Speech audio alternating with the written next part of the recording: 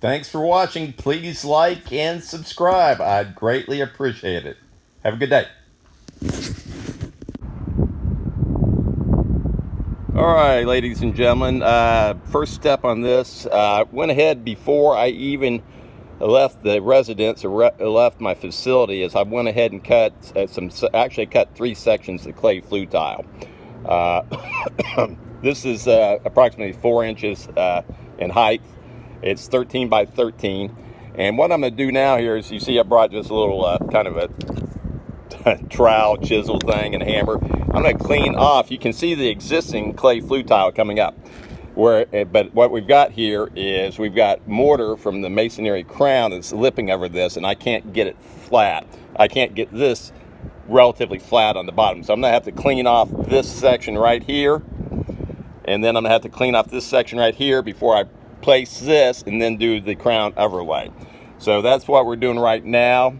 As you can see here, I mean, as far as the tools, it's just a hammer and it's old a painter's tool. So that's, it's nothing fancy on this. You just want to proceed pretty gingerly on this, because you don't want to cause more damage than what you need, or you don't want to cause additional damage that you weren't counting on. I don't think there's any need for me to film me doing this. It's pretty self-explanatory, and I'll be back in a second. Alrighty, we've just applied. I'm gonna smooth it out after I let it set for a couple minutes. But I've just applied a 50-pound, 60-pound bag of fiber reinforced concrete.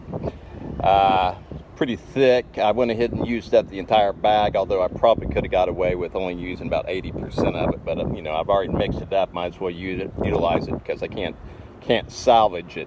So it's a little bit thicker, which is fine. We got a good slope on this. The slope of the masonry crown is a watershed. The flue tile still extends a good 2 to 3 inches above the top of this, so you don't have any water blowing in and going down the actual flue.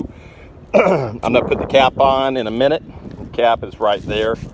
In this case, it's just a Home Depot cap. Although sometimes I buy, 50% of the time I buy chimney caps from Copperfield Chimney Supply House, which is a national chimney supply house that only sells to chimney companies.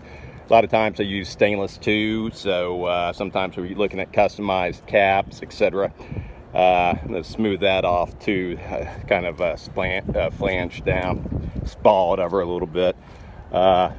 Anyways, this is a new masonry crown overlay, not a rebuild. I've got a job that I need to contact for next week where I'm doing a rebuild. So you'll actually see the difference between a overlay and a rebuild, which is very dramatic. A lot more labor, a lot more intense on doing a rebuild. A lot more steps involved also. Once again, this is Eric with Hackers Chimney Services. This is a crown overlay. Thanks a lot.